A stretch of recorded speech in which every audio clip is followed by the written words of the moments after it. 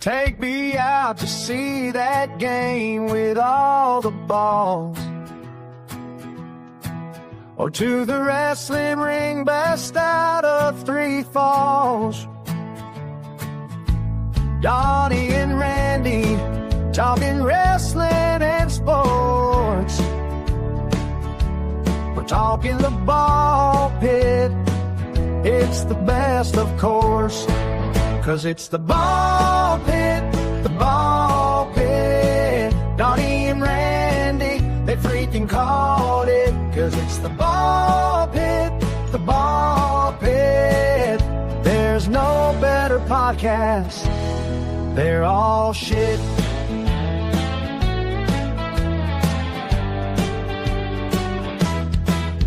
Rob watches the Lions every Sunday night. Who even know which team Paul supposedly likes? Tex likes the Cowboys, it's his only shortfall. Jason McLean, just a fan of the sports ball. 'Cause it's the ball pit, the ball pit. Donny and Randy, they freaking called it. 'Cause it's the ball pit, the ball pit. There's no better podcast. They're all shit.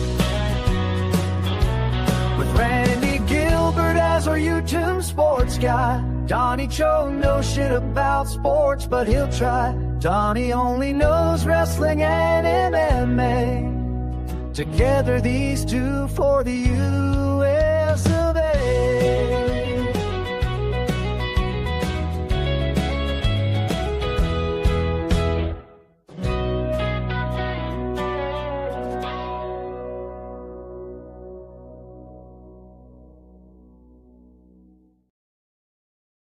Boy, I like the sound on that one.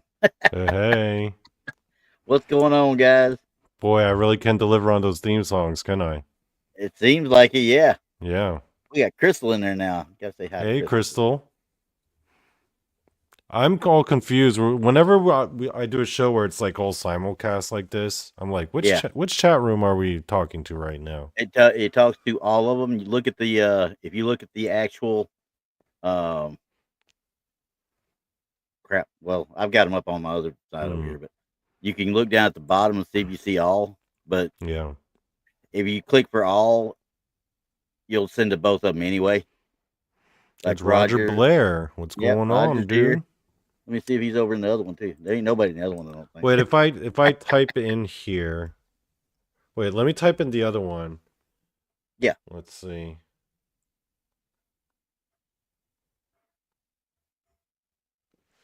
Does my name show up? No, it doesn't show up actually. Oh, there I am. There we go. Yeah, there you are. Yeah, you're there. Yeah. You're over in that other one. But see, you can't tell on our actual chat stuff right there. Mm-hmm. If I put it on that, I could respond back. But as far as everything else, yeah. Like right now, if I write back in using the StreamYard chat, I do that, and you'll see that. Well, if my fat fingers will hit the right buttons here. Now you see this is going to go into both of them. Okay. You see what I'm saying? Yeah, I see it. So that's because they got it set on. So there we go. But we're simulcasting right now. We'll do this for the first probably 4 or 5 weeks. Until we start building up a little steam and start making people aware. I just think there's a lot of people who aren't even aware that we're doing this show. Yeah, not yet. And so we pushed it a little bit, but we haven't pushed it a lot. We gotta keep pimping that shit, yo. Yeah. What the hell? Oh, by the way, there will be cussing on this show. We're not going to be monetized. No more pussyfooting like they do in the Misfits channels. Talking all PG and shit. Easy. I run all the Misfits channels. Talking like fucking choir boys and shit.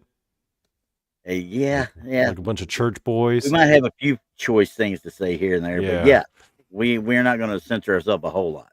No, because there needs to be a forum where people like you and Rob and Paul get to come on here and rant angrily about their sports teams, Randy. Yes. And I want Paul to actually have to do that because I get to do it this week. I want Paul to be able to do it when Ohio State gets their butts kicked. Yeah. And I know Paul was doing that sports channel before. Yeah, Zanzibar. But he was, he was cleaning it up. I'm like, you can't do a fucking yeah. sports show with fucking PG talk, man. No.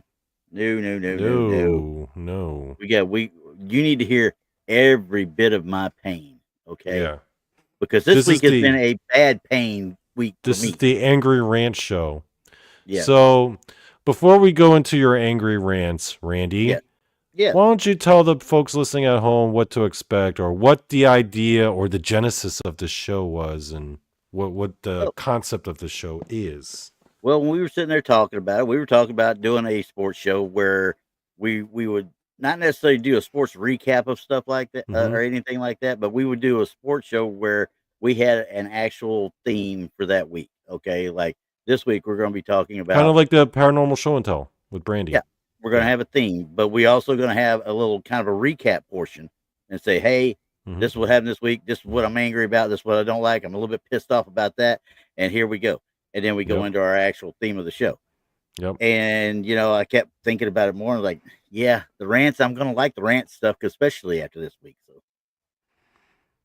And for those of you who are not aware, I actually don't watch sports at all. I don't watch any football. I don't watch any baseball or basketball. I'm completely ignorant.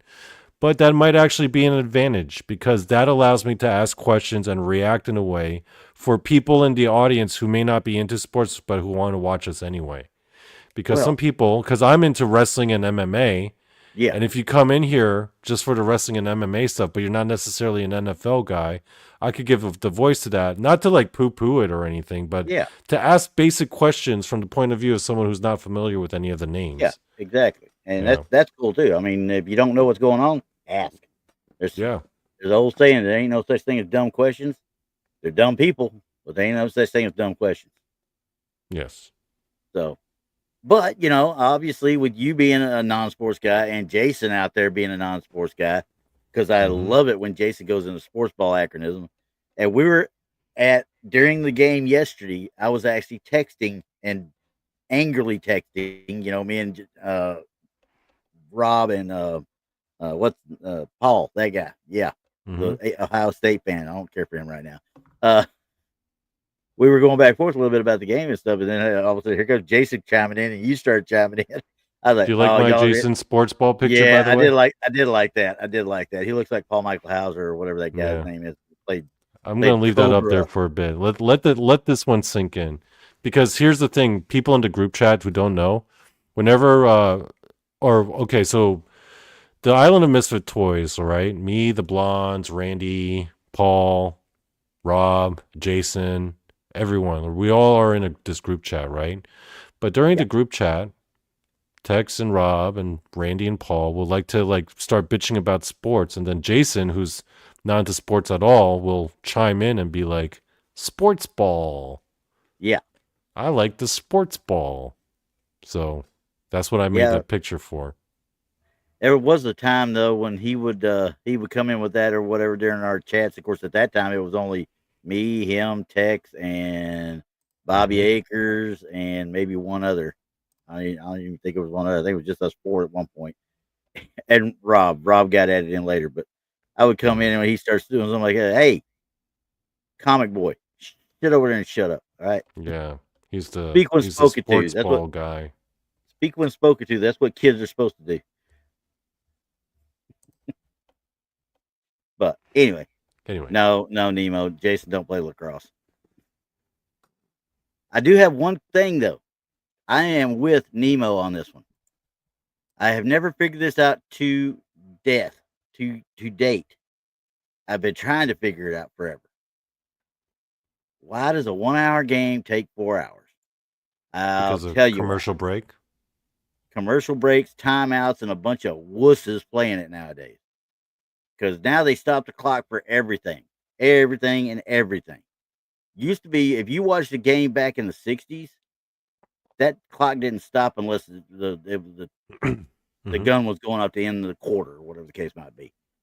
Now in college, college 5-10 years ago, that used to be the same way. The clock kept running and then all of a sudden they put in a rule where if you make a first down in the last 2 minutes of the game or 4 minutes of the game, whatever it is, boom, the clock stops so they can reset the chains. Boom, clock stops so they can reset the chains. You're doing nothing but giving them free timeouts every time they can make a first down. That's ridiculous. Mika G says someone farts and they call a timeout. Dang right. Well, most of the guys out there nowadays playing it, they fart and they might actually have an injury because of it. So this past weekend, this Saturday, I was busy working on my show, and it was kind of busy yesterday because I had to work as well. But pretty during funny, that, watched the replay. Oh, you did? Did you like it? Yeah, I liked it. I thought it was cool. So throughout the course of the day, I'm checking up on my phone, and I'm checking at a group chat, and I see Paul and Randy bitching. Randy's all upset. He's drinking beer. He's drinking his sorrows away. Dang right. And I don't even know who's playing or what kind of game is going on, but Paul and Randy are going back and forth. Rob's chiming in. Yep. So, Randy, tell us about this past weekend and why were you so upset and why did you drink your sorrows away? Well, first of all, who was playing and then what happened? Number 1 versus number 3. Texas was ranked number 1 preseason and Ohio State's ranked number 3. This is the college football. This NCAA. is college. I watch a lot more college football than I do pros because pros wear dresses now. So, but freaking, and I'm watching it, and I don't expect, I didn't expect a whole lot anyway. Honestly speaking, I didn't expect a whole lot. So Texas is number 1, Ohio is number 3. Number 3. Yep, Ohio State was number 3, and the as they start playing, and I could see just watching that Texas is flatter than pancakes. When a team comes out and plays flat from the get-go, you just see it and you know it. They were not ready. They were not psyched up. They were not ready to play. Okay. And they were the favorite to win. And they were favored to win. I don't know why when going into Ohio State into the U at Ohio State is one of the toughest areas in the country to play. As a visiting team, it's one of the toughest stadiums to go into and get a win. Okay. I'm like, okay. And then, of course, I immediately, anytime they take my team and they say, hey, they're our preseason number 1, they're going to do this, they're going to do that. I said, y'all are jinxing them. You're jinxing them right off the bat. Never fails. Every time it happens with Texas, they have issues. Hey, Riley, what's going on? Hey.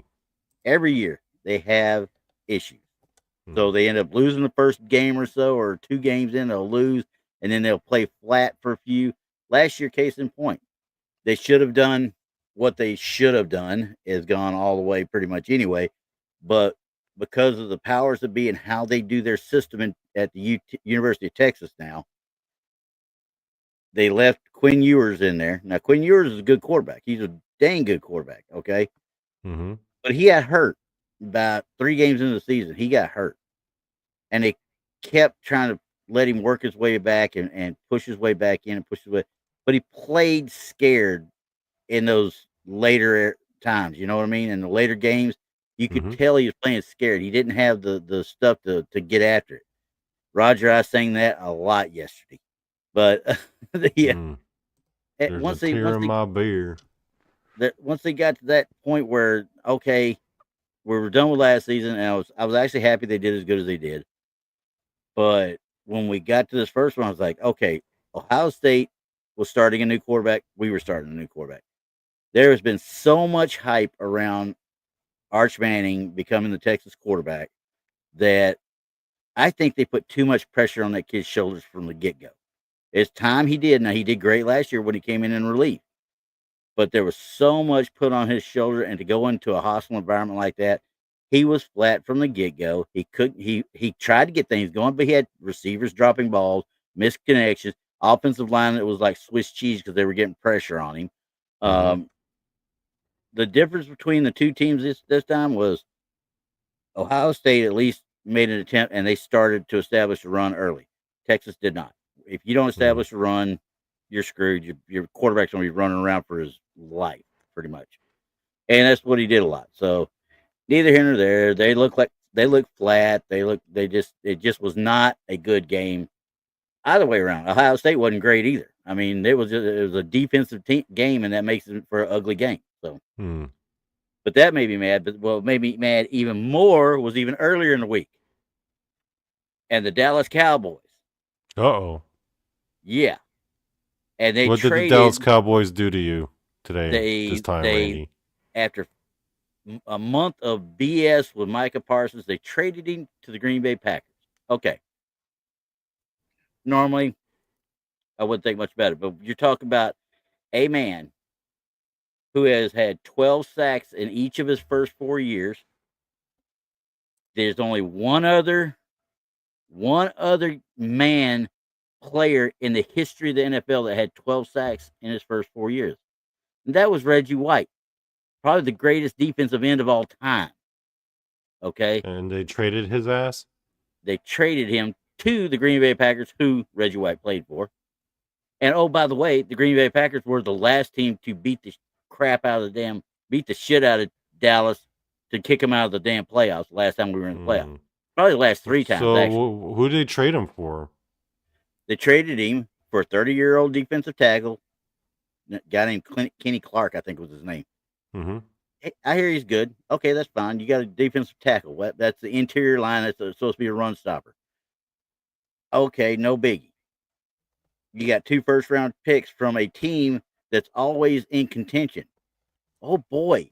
Instead of having a first-round pick at 25, we've got the 25, and we've got number 26 and 27 or something the next 2 years. You're still not getting into the meat of the draft. You're not getting up into that top 10. What the hell? I mean, come on, use your damn heads. And that's exactly the way people, everybody that's even associated with football in general, is screaming about it. Even Michael Irvin's like, I don't know what the heck they're doing. Yeah, neither do we. I think they're, no, the Cowboys will never move from Dallas because, quite frankly, the Dallas Cowboys was just valued at $13.6 billion by Forbes. Oh, wow. And if he picks it up and moves it anywhere else, it won't be worth half that. Oh. You know how much sense. Jerry Jones is a brilliant businessman. He's not a football man. He's a brilliant businessman. You know how much you bought the Cowboys for in 1989? How much? $150 million. 1989? In 1989, he bought them for $150 million. Even if you included inflation over those years, you're still talking at probably about $3 billion is what they should be worth. He's got them at 13 because he marketed them. And I don't care if you're trying to market or whatever. Leave the football decisions to the football guys, because what gets you going and gets you into all the business that you want to do is winning football games and winning Super Bowls. We ain't sniffed the Super Bowl in 30 years. Okay. So yeah, no, don't tell me it's for the best interest of the team, because that's bullshit. 100% bullshit. And there's an old saying, you can't baffle them with bullshit. Okay. You can dazzle them with brilliance, or if you can't dazzle them with brilliance, which obviously he can't, you try to baffle him with bullshit. And that's exactly what he's trying to do. Because what does he do? He goes around, and today it even happened. That money he should have used to extend Micah probably about a year and a half ago when he first started asking about it, because he could have got him a lot cheaper. Instead of doing that, they spend $92 million on Deron Bland, who was one of their defensive backs. A cornerback. I don't remember if he's a cornerback or safety, but either way, he's a defensive back. He doesn't get that anywhere else but here. He doesn't get it anywhere else but here. So, much like the Luka Doncic trade back in February, Dallas is just pissing away talent. So, hey, Randy, can I ask you a dumb question? There's no such thing as dumb questions. What is a defensive back exactly? Defensive back is you've got a line of scrimmage. The defensive line plays up on the line of scrimmage. The linebackers are the immediate level behind them, and the defensive backs are the ones that cover the receivers and play. You got 2 cornerbacks. Oh, they're the ones who kind of like the guys who kind of go for who run it deep and go for the long catches. They're the ones going back with them. Yeah, exactly. And the linebackers are the ones who are like going after the quarterback, trying to get that sack. Defensive line, and some cases the linebackers. A lot of times the linebackers will cover on like the running backs coming out of the backfield and stuff from the offense. They'll help coverage as well. But yeah, a lot of the defensive line and linebackers are going after the quarterback or trying to get in the backfield. I see. So, anywho, yeah. So that's I don't want to get super upset about it because, like I said, that was one of those situations where I hear Jerry Jones out there saying, well, we're much like what we did with the Herschel Walker trade. And for those that don't know, in 1989, when they bought when he bought the Cowboys traded at that time Herschel Walker, who was one of the best running backs in the NFL. They traded him to Minnesota or to Philadelphia. I can't remember which. And they got stupid amount of picks. I mean, stupid amount of damn picks. Problem is, he had Jimmy Johnson coaching the team at that time, who was an immaculate judge of talent. And he built those 3 Super Bowl teams. The ones that won 3 Super Bowls in 4 years. He built those teams. And this guy now is trying to take credit for that trade that all he did was sign the damn paperwork. He didn't have nothing to do with anything else. So that kind of got me a little bit upset too. But anyway, it's just I hate losing. I hate losing like I did yesterday, and I hate losing somebody that. So do you feel like the Dallas Cowboys' main problem is just like really bad leadership from the owners? Oh, we're never going to sniff it. We're never going. The ownership's fine. He's the owner, but he also made himself the general manager, which means he's got say over all the football operations. He's making all the dumb decisions. Exactly. Yeah. And for those that remember him, Al Davis was the same way out in freaking Nemovir's like he's got the magic pen. Yeah. Yeah. Al Davis was the same out in with the Raiders out there. So, but anyway, yeah, that's kind of like a Vince McMahon almost. It kind of reminds me of a Vince McMahon. Like he's the owner, but then he's also the booker and the head of creative. And a lot of people argue that, he's the only one I know of that wants more screen time than Vince McMahon. Let's put it that way. So yeah, they would make real good friends. He's like a Vince McMahon, like everything bad about Vince McMahon. He's like that for the Cowboys. Yeah, as far as football side, you remember how toward the end of Vince McMahon's little run there, he started making a dumb decision with talent. Oh man, it was just years of just shitty booking and like awful laws we just released this guy. Segments. Why would you release that guy? Well, what do you release this one for? I mean, because I'm still right now, ladies and gentlemen, I'm gonna tell you right now, if you get a chance to get your butt out and see Killer Cross out at I think he's at what was it? Global GCW. It's one of the GCW. It might be Gorilla. Either way, he just made an appearance and took out Matt Cardona, and they let him slip through his hand. He had the crowds eating out of his hand at live events and at SmackDown and any of his matches, and they let him just walk. Well, we'll get there.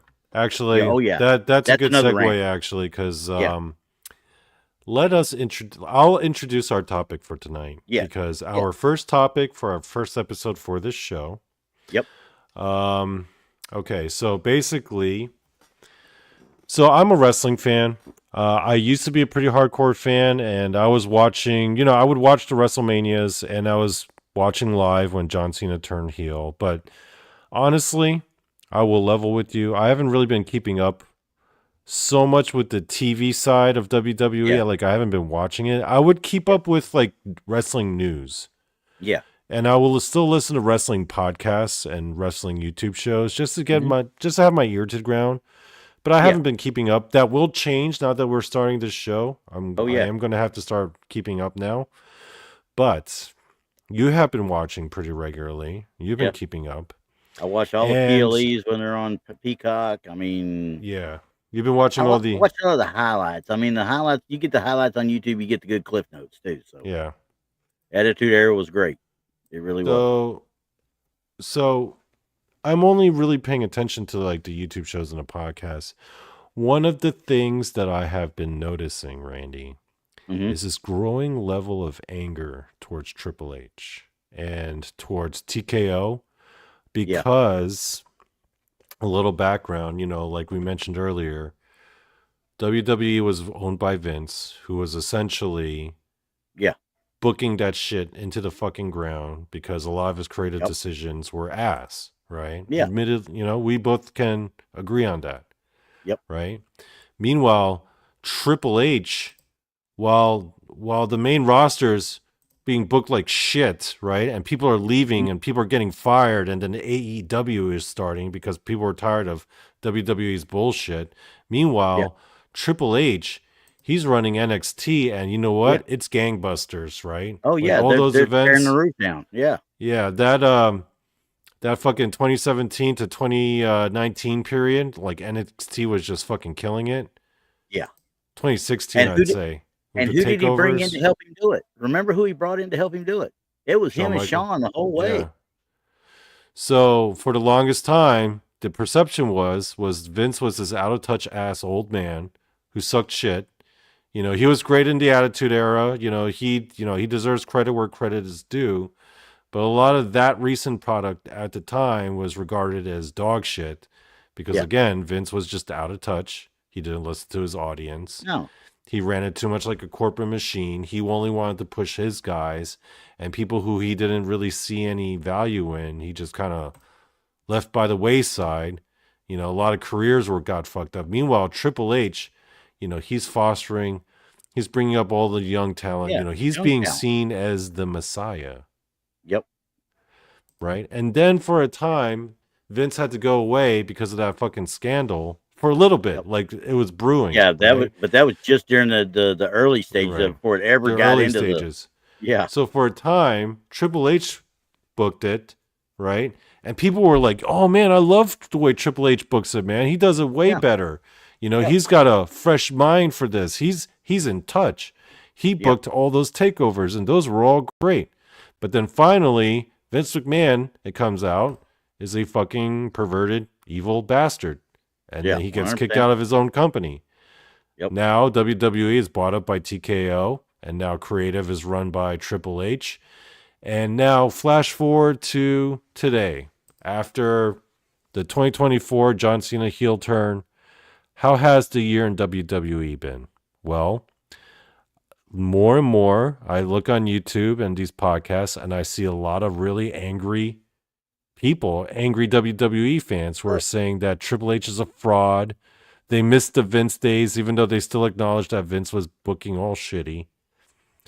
And I'm like, what happened?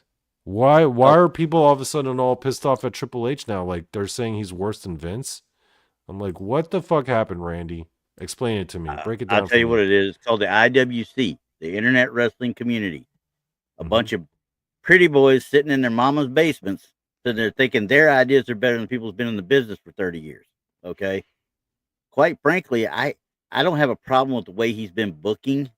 I do have a problem with, I'm glad they got the belt back off of Cena. I don't think he should have won at WrestleMania, but that's just me. It was at first, I think it was going to be okay.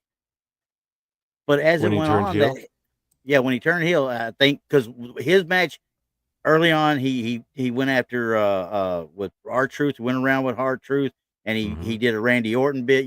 They did that. That was him being the best heel he could be at the time. You know what I mean? The problem was when they got back to bringing him back around to Cody Rhodes, the fans had stopped wanting to boo him. They started embracing him again. Oh, they started liking him too much. He became more of an anti-hero. Exactly. So what they do, they turned him face again. And that's when he lost it in SummerSlam back to Cody Rhodes. And now he just faced Logan Paul today at Clash in Paris. We can talk about that here in a few. But that's just one case in point. What a lot of them are getting upset about is the lower people not being brought up. You're bringing back people like Nikki Bella, who has no talent whatsoever, as far as I'm concerned.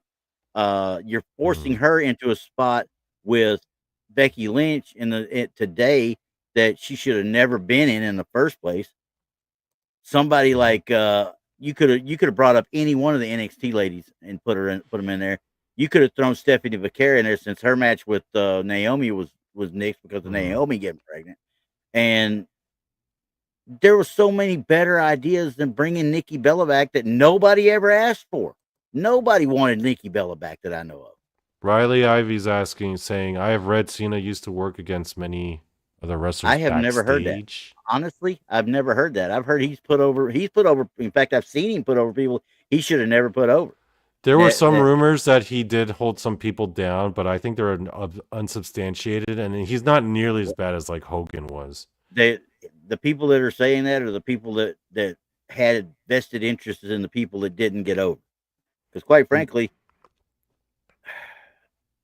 needs to retire. Well, Cena's going to retire because he's going to be starting to really get into the movies and the. Yeah, and Beer's asking who needs to retire. Yeah, and obviously he's going to be one of them. Quite frankly, you've got a young group out there right now. A younger group, I should say. I mean, I know what they're trying to do with Seth Rollins, but I mean, he don't cut it for me. I like the guy. I like his work rates and stuff like that, and he's fun to watch, and he can get a crowd going. Seth Rollins could put on a good match, though. Yeah, he can put on a hell of a match. That's why I think he's okay. But he just doesn't do it for me. I mean, I'm just not the biggest fan of him. That's all. I mean, I respect everything he does. And I can tell you right now, when CM Punk came back at SummerSlam 2 years ago or whatever it was, or was it Survivor Series? I can't remember which. Yeah. When he first came back, the first night he came back, that was legitimate anger on Seth Rollins' face. He bashed Punk for talking all that crap, trying to sue him, and then going to the competition at AEW, and he did not at all like CM Punk. Now, they're going to put bygones aside to make money, obviously. All of them do. So, I mean, CM Punk, if he couldn't still put on a hell of a match, I would say him out of all of them right now. But he still puts on a better match than some of the ones out of damn... yeah, CM Punk can still put it... He can still go. Yeah. So, I mean, that's a loaded question outside of that, though. I mean, because they've got a young crew. The problem is these crew need to start figuring out that, hey, you got to start making way for some of the ones that need to come up from NXT. Because I can tell you right now, when they bring Obafemi up, when he comes up, somebody's going to get crushed. And I think they've already mishandled Gunther. So that's just my opinion, though. I don't like Jey Uso. So your argument is they actually are booking well, and Triple H actually does know what he's doing. Yeah, I think he does. Because honestly, think about it. That whole bit with 2 years ago. Yeah, I guess it was 2 years ago when Cody Rhodes won the title for the first time. Remember, he there's that damn hat again. Yeah, it's where it needs to be, Pancho. Right where it's supposed to be. Yeah. But the few years back, I guess it was 3. It's been 3 years now because 2 years ago, last year, not this last WrestleMania, but 2 WrestleManias before. So it was 2 WrestleManias before. He lost. Remember, he won the Royal Rumble, but he lost the main event of WrestleMania to Roman Reigns. No. Cody Rhodes. Cody? Yeah. Okay. Then he came back, won the Royal Rumble again, and beat Roman Reigns that next year. Okay. That whole process was that 2-year process, and they booked it all the way out. They knew exactly where they wanted to go with it and how to get there as long as they could keep everybody healthy. And they did a hell of a job doing it. Because you didn't know. I mean, I thought, for sure when they let him win the second time, I was like, oh my God, that means they're going to put the title on Cody. Cody's a good guy. I mean, he's a good worker and everything, but sometimes he's like, dude, shut up. I can't stand to hear you talk. Okay. So do you think Cody's been a good champion thus far? Yeah, I would have to say yeah, because I mean, I don't think he's actually defended the title yet, really, since he won it at WrestleMania, at SummerSlam. He's been in a tag team match against Logan Paul and Logan Paul and Drew McIntyre, but that was with John Cena, So I think Cody definitely. I think the decision to make Cody the champion made sense. Oh yeah, because he was one of the founding members of AEW, so it's a big middle finger to them. Oh he's got the look. He's got, he's good on the mic. He can speak well. He can work. As long as you can get past the lift. Yeah, no, that's fine. I mean, that's not a big deal. But you know, I watch his podcast. Like he's got his own little talk show, and it's that pretty thing's good. great. I hate to say He's it, that very is great. charismatic. Yep. He's very charming, and you want to like the guy. And yeah, he can work. You know, I actually watched him live. I went to a live AEW event and watched him. He can go. Riley's asking you, what's the best WrestleMania ever? Oh, ever? That's tough, really, because I've liked these last two night manias that they've done. They've actually been really, really, really good all the way around, top to bottom. But Poncho Zorch is like, oh goodness, here we are acting like wrestling is real. It's more real than Dogman. Yeah, no kidding. But anyway, continue. No, now that's another question here for a few minutes. But anyway, as far as best WrestleMania, my favorite WrestleMania was actually WrestleMania 18, and I think we talked about it before. Which one was that main event? That was the one in Toronto that had Hogan and The Rock. Oh yeah, everyone loved that one. Hogan that and one, Rock.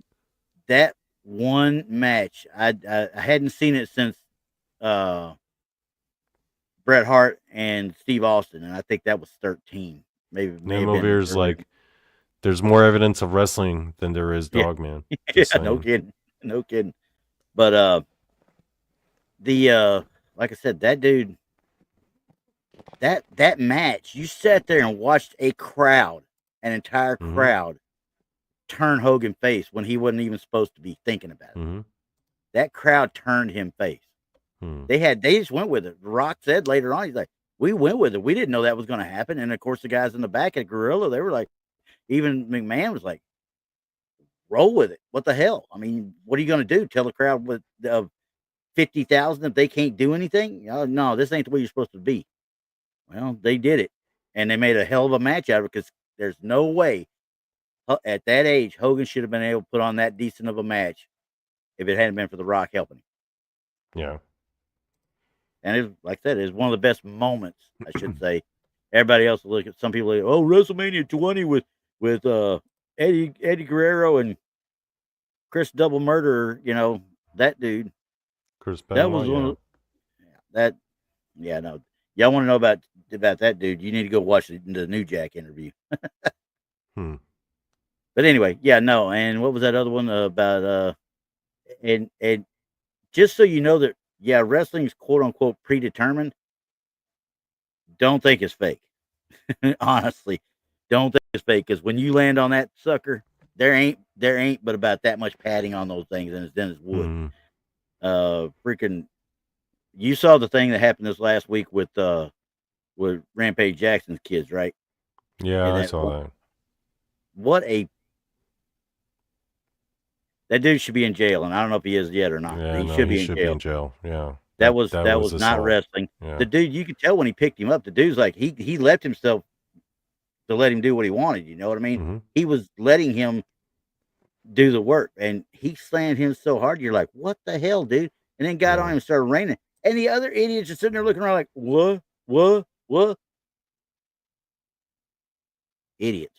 Anyway, but that guy's out of the hospital. Psycho Stu. He's out of the hospital from what I read earlier tonight. So, what was that other one? I just saw you put it up there for a second.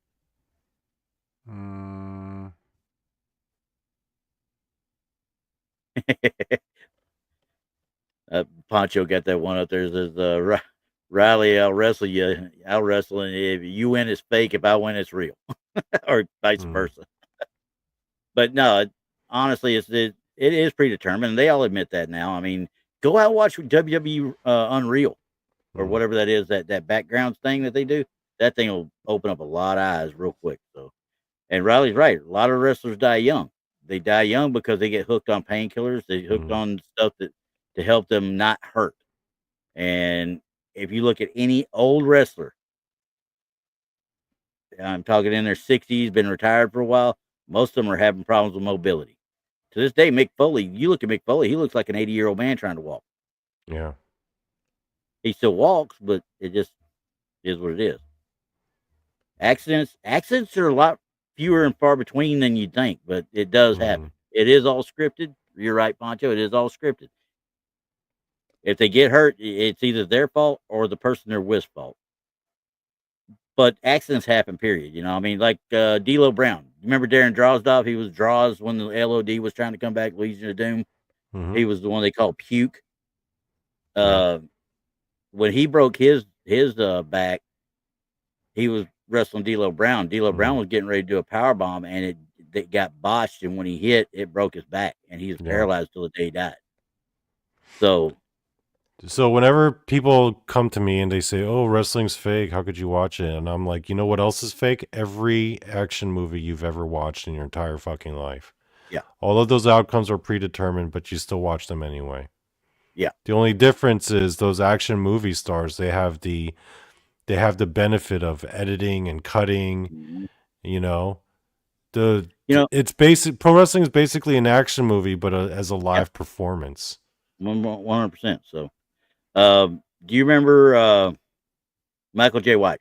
He was in Exit Wounds and a few other. He did a series of interviews, and I've watched them on here 100 times. And they were talking about the difference between martial artists and fighters. He said there's a difference because your martial artist is the guy that does that and does the exhibitions. He does the stuff like, for lack of a better word, what Steven Seagal used to do. He did his exhibitions. He was never an actual fighter. He never fought for anything. Yeah. He never was in a ring as with a point system or a win-loser type thing. I didn't know it, but Jean-Claude Van Damme was, and that's why people respect him more now. Yep. Michael J. White was. Chuck Norris was. He said Bruce Lee, he didn't ever see him fight, but he heard he was a fighter, but he always kind of looked at him as more of an artist, martial artist. So, and Jackie Chan, I don't know if Jackie Chan was more of an artist or what. I never saw him actual fight. So, but night, Mickey. Yeah, 6 a.m. You getting up? I early. always say, like, you know what else is fake? John Wick. You know what else is fake? Star Wars, the Terminator. Exactly. Yeah, exactly. I mean, you're right. It's predetermined 100%. 100%. It's predetermined. And Grandizer. Hey, you know what's fake? That's what she said. Quoted you. Yeah. Grandizer. Anyway, Actually, if it was real, it would be way less interesting. That's the problem with the UFC. Yeah. Is because, it's 100% real, but then they can't control the outcomes. But then a lot of times those fights wind up being all sloppy and shit. Yeah. Well, or they become snooze fests because they're MMA just laying on top of each other. Yeah, because MMA now to me is not as much fun as it was in the first, 6-10 years before it was, corporatized. When Dana White got hold of it and quote unquote legitimized it, and started bringing in, the dimes of Hoist Gracie and freaking Ken Shamrock early on, and Dan Severn, and Tito Ortiz came in, toward the end of that, Yeah. But those were legitimate MMA because literally there were hundreds of styles being brought into them. You had people that were legit boxers. You had people that were legit grapplers. You had people that were legit judo or jujitsu or whatever discipline they had. That was the discipline they used. And, that's just one of those things like. Grandizer says, Randy, when Donnie Cho says Close Encounters of the Third Kind is fake, then all bets are off. They might come after Donnie Cho, yes? Oh, yeah. He's on his own then. Yeah. He goes, you're on your own. They're going to come get you, not me. Nemavir says, I am grateful that gladiatorial fights are fake. They might be now. There definitely was a pro wrestling element to it, but. Yeah. I mean, and quite frankly, when you think about that time frame, those were they call them fake all they want. They didn't give a fuck back then. No, they did not. Your ass is dead. That's all there is to it. You're dead. But again, back to our WWE talk. Was American Gladiators fake, Randy? Actually, no, it was not. It was not fake. I watched the actual documentary on that here a while back. And those people, I'm sorry, I feel for those the American Gladiator cast members, not the people they're trying not to hurt the contestants when the contestants are trying to absolutely destroy them. Okay, So there was one guy, Nitro was his name, and I remember he used to be one of the ones with the shoot the ball when they do the ball challenge. You know, when you had to avoid being shot with the ball cannon, and they used to do joust, which joust is done but pugil stick training for us that were in the Army. There were people that were swinging that shit full force instead of just trying to knock somebody off the podium. You know what I mean? Mm-hmm. They were trying to hurt somebody, and these guys were getting banged up, torn up ligaments, rotator cuffs. One guy, was it Zap? No, it was female, Zap. Zap had her bicep ripped from the bone. I mean, just from trying to stop a woman who was trying to get past her as a tackle thing or whatever it was. Mm-hmm. She tried to tackle her, and she hit her so hard it ripped the bicep from the bone. So yeah, the Gladiator stuff, while cool, and they're about to reboot it. Get ready, it's about to get rebooted. They already had a reboot a few years ago, actually. Well, there's another one that Gina actually Carano was actually part of that shit. I remember. Well, and now the Miz is going to be part of this one coming up. They just, as long as they put the safety protocols in place to try and make sure that the staff is safe, not just the contestants, but the staff, then it should be okay. They made them, they were shooting them suckers up with painkillers and steroids just to amplify it all, you know? Right.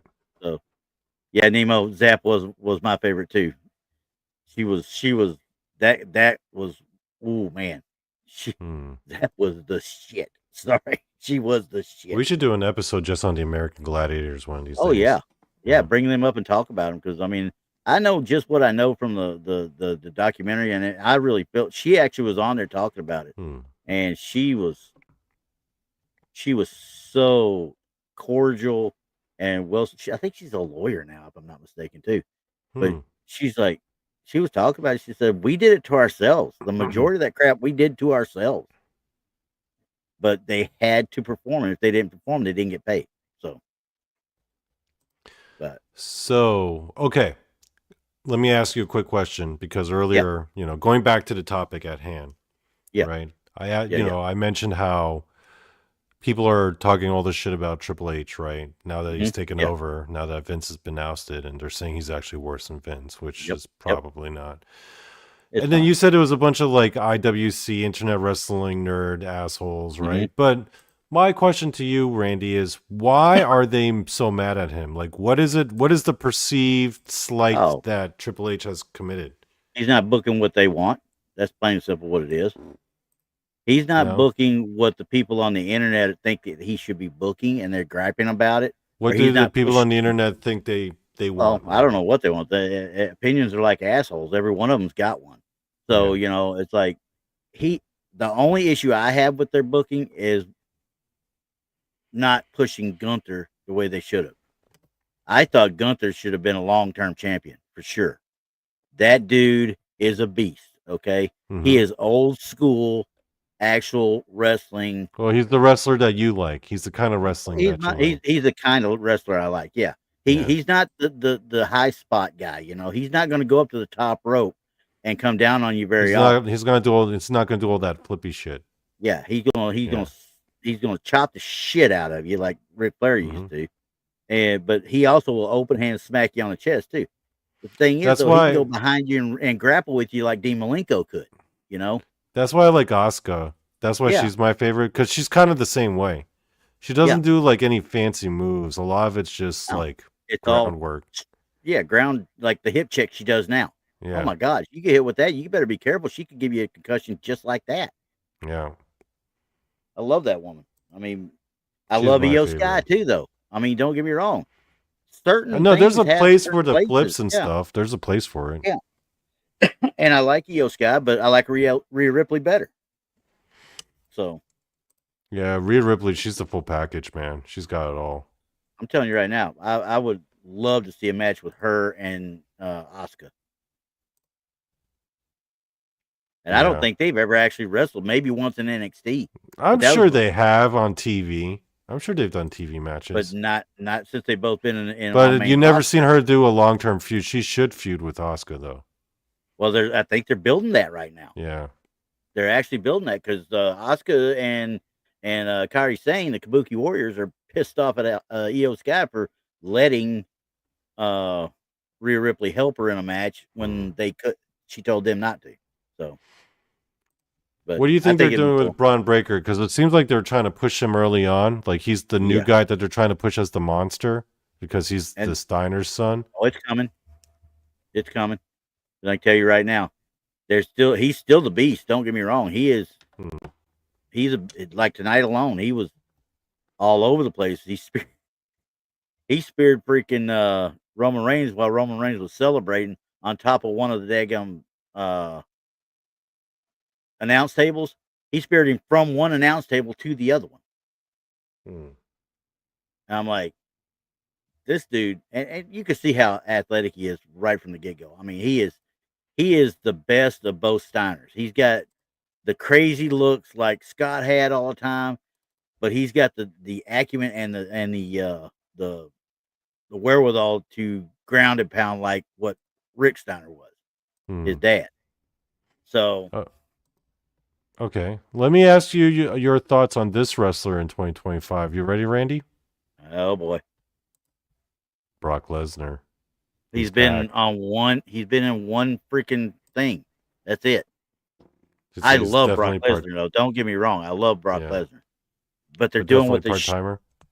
Oh, yeah, 100%. But they're doing the right thing with him. They're holding him off until they put him back on there. You know what I mean? Mustafa Hakim asks, hey, Donnie and hey, Randy, quick question. How big is your penises? My penis is smaller than Bigfoot's. Yeah. And yeah, smaller than Bigfoot's. I think squirrels have an advantage over me. How's that? Yeah. But so I love Brock Lesnar. Don't get me wrong. I mean, he's always going to be a part-timer from now on, obviously. But they're setting up for him to be John Cena's last match, is what I'm thinking. Do you think that's what they're going for? Yeah. I wonder if that's going to be Brock's last match. It wouldn't surprise me. I mean, he doesn't need to be there other than just as a once in a while beat up somebody type thing. You know what I mean? And I don't think they'll ever do that. So he's going to end up being what he is. Just come out when it's time to mess with Cena type thing. Let me ask you this one. Jey Uso. I'm not a fan. No. He knows how to work a crowd, yes. But his movesets, I just don't like them. And yes, she does, Riley, and she is a beast as well. If you saw her shot put, holy crap, that girl is a beast. It's like her mother's genetics didn't even try. Oh no, didn't look like it. So, but I wonder, is her mother Sable? Was Rena actually her mother? I don't know. I know they've been together for a long time. Him and Rena. It was. Yeah, no, Sable. See, I think Sable's her mom. I don't know. No. Wait, no. I know he actually had children before Sable. Yeah. So she might have been. I think they've been together, but they've been together for close to 20 years. Actually, Riley, Santino's on TNA right now. So, and with Grandizer, question, Randy and Donnie, what AI setup do you use, if any? I moderate for NFL channel, and Grok seems to really push the envelope. Tells the guy to take his shirt off and pants off. Wow. I don't use any AI. For what? You mean like? Yeah, I mean, I don't use any AI, period. I use AI for my theme songs. Yeah. Okay, so for the theme songs, for the pictures, I use ChatGPT. For the music itself, I actually write out the lyrics myself. But then to arrange it into and get it performed by AI, I use it's called AI Song Museo. You can download it as an app, and basically you can type in the prompt for it to make the song, but it'll never quite I always like to make funny songs. The AI doesn't know how to make funny songs, so I have to actually write out the lyrics. So all the lyrics I actually write out.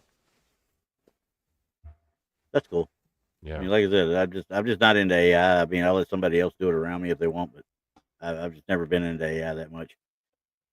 It's a useful tool if you know how to use it. Oh yeah, exactly. You can use it the right way. I mean, there's a lot of people use it for the wrong stuff though. So, now we were talking about that as we were talking about with Triple H and his booking though. Mm-hmm. Triple H is a businessman, but the thing is, you got to remember is when he took it over, he was old school. He came up. He didn't come up there on WWE. He was John Paul Levesque in freaking WCW for a few years. I mean, he did come up through the indie system, okay, and he understands what it means to actually build somebody up. Because if you just saw him 25 years ago, I mean, we're talking about before he even got hooked up with Shawn Michaels. He was doing that little blue blood thing, where he was having the feuds with Goldust and stuff. Did anybody ever see him as being what he is now? Who is he? Triple H. Triple H? Oh, sorry. Yeah. When he was in WCW, he was John Paul Levesque, which was basically the same gimmick as when he got up to WWE. The blue blood gimmick, yeah. As Hunter Hearst Helmsley. Yeah. But the dude could go the whole time. And then he became the cerebral assassin or whatever. I'm telling you, but when he was during that time frame and feuding with Goldust, and stuff like that, nobody saw him making what he's made of himself. He had the courage and guts to push his way forward and be able to get in with. He got in with Shawn when everything went to hell in a handbasket with the Clique. He took the brunt of the punishment that nobody else could take because they weren't going to punish Shawn. The other two were gone. Who cares? Type thing, right? Well, that's all fine and dandy, but he overcame it. When Shawn went down with the back injury, he took DX to another level, and that was all him. So yeah, one of the things that people did remark about during Triple H's early career that made him different from the other wrestlers. One, he didn't get involved in like the drinking or the drugs or the partying. He was like a total teetotaler. Like he was always the designated driver. And he was also like it was noticed about him very early on that he was particularly very intelligent. Oh yeah. Very intelligent and very level-headed. Yeah. And I mean, look at even in his last few years or 10 years of his career, let's just say, he was not afraid to get out there and put new guys over. You know what I mean? He wasn't afraid to take the fall to, if it meant forwarding the business. You know what I mean? He didn't have a problem doing that. And so many of them do. I just like, it seems insane. But I don't think he was ever a fan of LA Knight to start with, which is going on right now. I don't know if he is or isn't. I can't say that for sure, but it seems like LA Knight's big pushes and stuff kind of went down when Vince was pushed out for good. You know what I mean? And he just kind of went about his own way. I don't know if it was because of that or what, but like I said, for some reason, LA Knight connects with the fans and everything, but he just cannot pull it together for a big win. You know what I mean? I mean, Shinsuke Nakamura, he beat him for he took the U.S. title back from him, I should say, but he was nothing more than a transitional champion for the U.S. title both times he had it. So would you say that Raws and SmackDowns lately have been better overall than the ones that, a few years back when Vince was in charge? Overall, yeah. The wrestling times more. That's for sure. You get more time. More wrestling. I'm gonna tell you right now, the most unsung heroes of Raw right now are freaking Rusev and Sheamus. They put on barn burners almost every week. They did again tonight in Paris, or earlier today in Paris, I should say. They tore the house down. I mean, it was a Donnybrook match, which is essentially nothing but a no holds barred match or whatever, Extreme Rules. Freaking, I'm gonna tell you what. He did the white noise, the white noise move that Sheamus does. He did it from the top of a stack of whiskey barrels through two tables on Rusev. And I'm just like, big men don't do stuff like that normally. Yeah. but it was a sight to behold. Now Rusev ended up coming back and winning. I mean, they just they tear the house down. Now they're the good friends in real life. Don't get me wrong, but they know how to put on a show that makes it look like they're fighting for real. You know what I mean? Yeah. So kind of like the way Sheamus was with Drew McIntyre back in the day when he was doing all those bouts with him. But anyway, I think Rusev, that if they don't do something with him soon, they're going to miss the boat on him too. I mean, he's always been good for carrying the mid card, at least. Oh yeah, 100%. Him and Sheamus both. I mean, Sheamus is never going to sniff the world title picture again. I don't think. Let's see, Riley. What do you think they've been doing with Roman nowadays? Where do you think they're going with him? I don't know yet. I mean, like today he won the match, but he gets taken down by two other people. You know, I mean, you brought Jay up earlier, and Jay was the one that tried to help him, and he got smacked down too. You know, so I'm like, I don't know. I mean, I don't want to say there's going to be a daggum reunion of the bloodline, because quite frankly, Solo Sikoa's bloodline has turned into complete and utter shit. I mean, nobody really cares. I mean, it's just the point nobody cares. Jacob Fatu is going to be the breakout star of that entire group for sure. And they waited too long. Hikuleu, who Talatonga, whatever they want to call him now, Hikuleu, he's been on contract for months, and they didn't bring him on. You know, I mean, until these last few months or whatever. But he late last year, I think, is when they signed him, and they just kept him off TV until it was quote unquote the right time. I think that's one of the gripes that the internet community has issues with on the booking side. And don't get me wrong, the young guys. Well, not just bring them up, but they sign people to contracts and leave them off to the side. They did the same thing with Jade Cargill when they got her. Now, honestly, I can understand that, because Jade Cargill is so green, she can't hardly have a match. Okay, right. If she doesn't have somebody decent with her in the match, it's going to be crap all the way around. Nemover asks an interesting. Oh no, go ahead. Yeah. Keep going. No, go ahead. Nemover asks an interesting question. If the WWE collapses tomorrow, will wrestling survive? Oh yeah, I'd say yes. There's too many independents out there, and these guys. I think if WWE collapses, the indie scene you'll see a resurgence in the indie scene. Yeah, and TNA and TNA and AEW will reap the benefits, because they'll take up all the talent and end up getting different movie or rights deals, I guess you might say, television rights. But I'm gonna tell you right now, it's a Fortune 500 company now. It's part of TKO. It ain't going away. Riley asks, who writes the script and decides who's going to win? Committee. It's all written by committee. Committee. Yep. Yep. Now, usually, if it doesn't make sense, that's when, at the old days, Vince would have the veto power. He would be the one that had the final say after they brought it to him. But now, I think once Nick Khan and Triple H agree on something, that's the way it's going to be. Yep. So, yeah, I think we've done a pretty thorough examination of the current state of WWE, right? Other than we didn't talk about Logan Paul yet.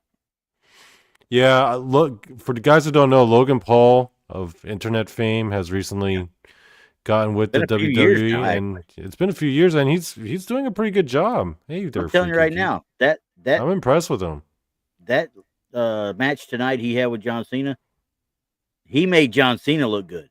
Okay, because John Cena's lost a step. Don't get me wrong, and he overacts a little bit sometimes when he starts playing it up. I'm gonna tell you what, that kid right there, even though people say, "Oh, he took the short way around" or whatever, he puts more work into what he does in that ring and what he's trying to accomplish and what he does than probably 90% of the indie wrestlers combined. Yeah, I think I'm actually very impressed with Logan Paul. He's actually earned my respect. Yes, he has. I mean, look at the pure stuff he does. I mean, he's so athletic and so good. He's protecting his people, his opponent too. If you notice, he does a good job. That's where I value a wrestler. If they can protect their opponent as well as do their job and get in the ring and do it and protect their opponent too. That's the true art of wrestling, to make it look as violent as possible without the other guy getting a scratch. Miz used to piss me off because it didn't look like he was trying to actually help the opponent at all. He would never catch somebody doing a over the top rope dive or nothing like that. You know. So, anyway, but yeah, no, Logan Paul. People still gripe about him all the time. Yeah. I will never gripe about that kid. He's that's a why beautiful heel. He's a beautiful heel. No, he's excellent. Yeah, and he's good on the mic. He's good as a character and a persona, and he's learned it quick. Very impressive. Yeah, and a lot of the guys in the back actually like him. Riley says Hardcore Holly was considered dangerous. He was. Yeah, he was. He's reckless, and then he didn't give a shit. He didn't give a shit about anybody. He really didn't. The people he liked, he did. I'm guessing. Yeah, but the people, yeah.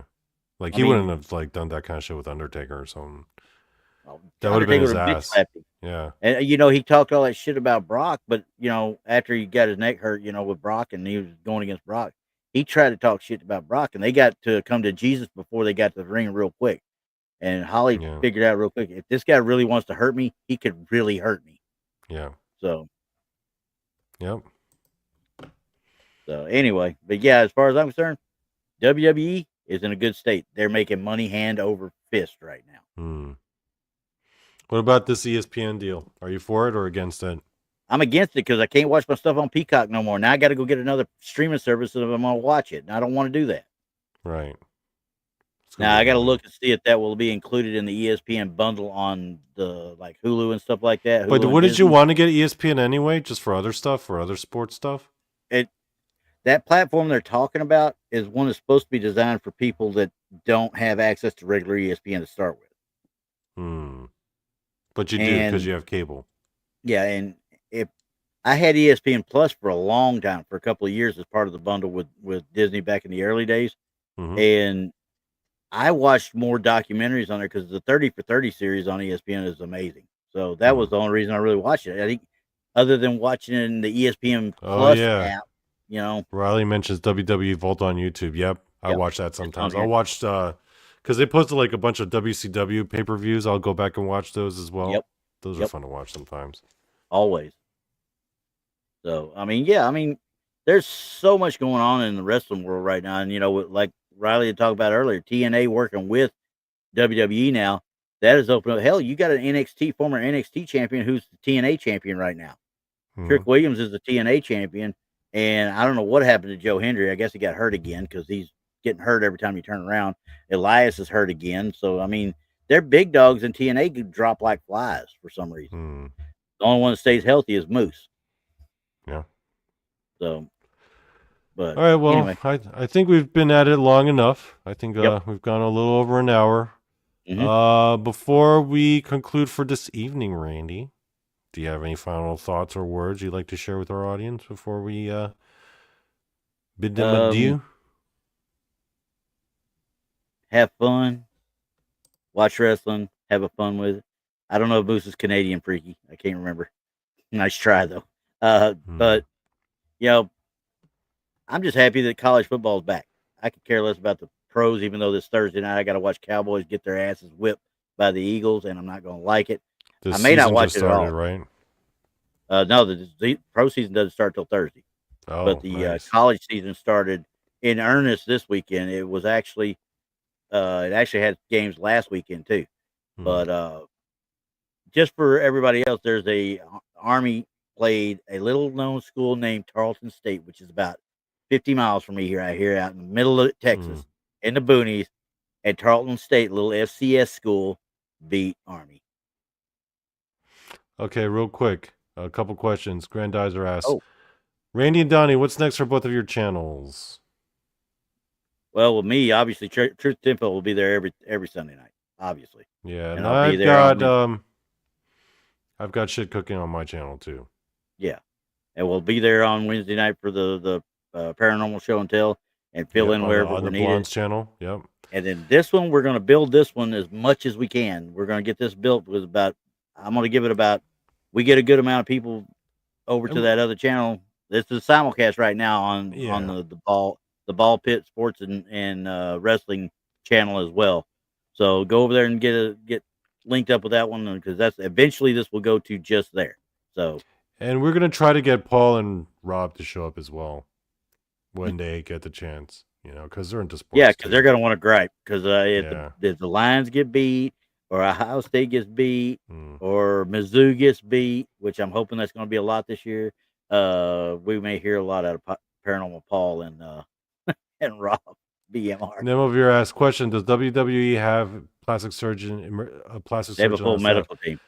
They have a full medical team, but I not a plastic surgeon, but I have heard that they've had to do like emergency boob jobs because like breast implants have ruptured. Yeah. In fact, I think one happened to I can't remember which one it was. It was wasn't Charlotte. It was who was it? I can't remember off the top of my head, but there was one lady that was it might have been Jacqueline way back when. Grandizer asked, Donnie, weren't you going to do a cult series like Heaven's Gate, Jim Jones, etc.? One cult per episode? No, I think Tex was going to do that. Yeah, that was going to be part of the infamous minds that didn't go anywhere.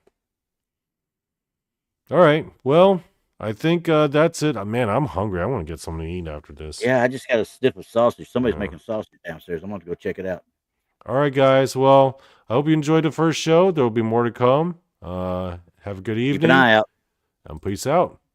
See ya.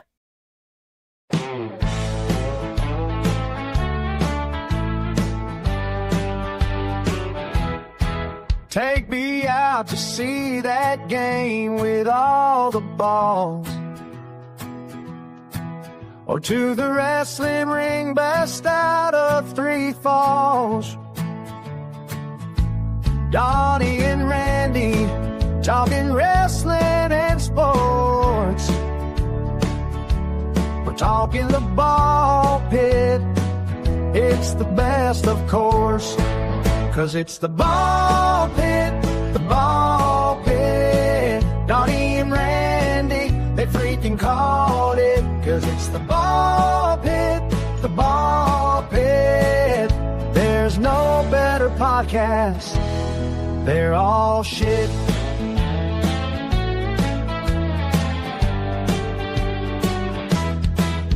Rob watches the Lions every Sunday night. Who even know which team Paul supposedly likes? Tex likes the Cowboys, it's his only shortfall. Jason McLean, just a fan of sports ball. 'Cause it's the ball pit, the ball pit. Donny and Randy, they freaking called it. 'Cause it's the ball pit, the ball pit. There's no better podcast. They're all shit. With Randy Gilbert as our YouTube sports guy. Donnie Cho knows shit about sports, but he'll try. Donnie only knows wrestling and MMA. Together these two for the US of A.